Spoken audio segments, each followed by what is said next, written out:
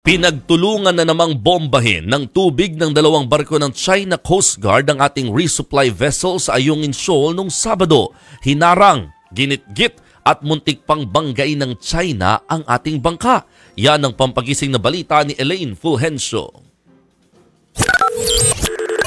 Makikita sa videong ito na inilabas ng Armed Forces of the Philippines ang delikadong pagtawid ng isang barko ng China Coast Guard sa harap ng Philippine supply vessel na Onaiza May 4. Patungo sa Ayungin Shoal ang Onaiza May 4 para magsagawa ng resupply mission sa mga sundalong nakatalaga sa nakasadsad na BRP Sierra Madre. Bandang alas 7 ng umaga, reverse blocking maneuver naman ang ginawa ng China Coast Guard at muntik pa nitong mabangga ang ating bangka. Hindi dyan nakontento ang China. Mag-aalas 8 nang simulan nilang bombahin ng tubig ang mas maliit na Onaiza May 4. Pilit umiwas ang ating bangka pero binuntutan pa rin ito ng China habang patuloy ang pambobomba nila ng tubig. Hanggang sa malapitan ng inatake ng water cannon ng ating resupply boat. Ilang minuto pa, makikitang dalawang barko na ng China ang pinagtutulungang bombahin ng tubig ang ating bangka.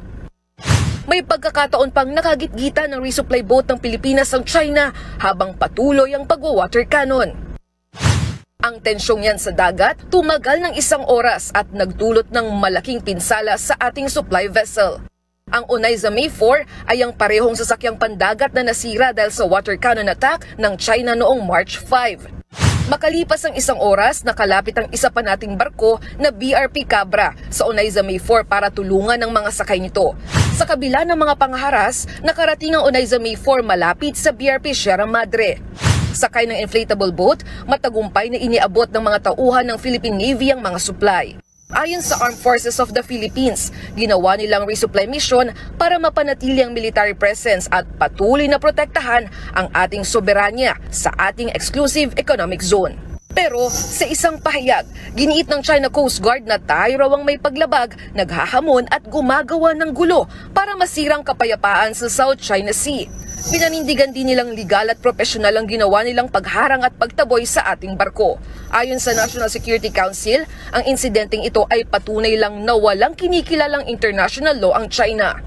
Kasunod ng insidente, makikipagpulong daw ang National Task Force on West Philippine Sea kay Executive Secretary Lucas Bersamin at sa National Security Council para bumuo ng rekomendasyon kay Pangulong Bongbong Marcos kung ano ang ating susunod na hakbang.